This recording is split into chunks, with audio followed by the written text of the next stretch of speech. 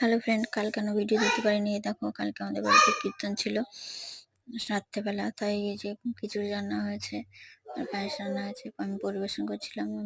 মেয়ে ভিডিও করছিল, তাই ভালোভাবে তোমরা হয়তো দেখতে পাচ্ছ না আমি। ও তো পারে না, এমনি মোবাইলটা ধরে রেখেছে, বলছে মা আমি ভিডিও করছি, তাই আমি চালিয়ে দিলাম যে আমি পরিবেশন করছি। তোমরা হয়তো ভালো করে দেখতে পাচ্ছ না, কারণ আমার মেয়ে ভিডিও বানিয়েছে, সেই জন্য দেখতে পাচ্ছ না। যে খিচুড়ি দেওয়া হয়ে গেছে, পায়েসটা রান্না করে রয়ে গেছিলো, তাই আমি মাকে ডাকছিলাম, মা পায়েসটা দিয়ে যাও। তাই পায়েসটা নিয়ে এসে এবার আমি দিচ্ছিলাম। যাদের খাওয়া হয়ে গেছে তাদেরকে আগে দিয়েছি।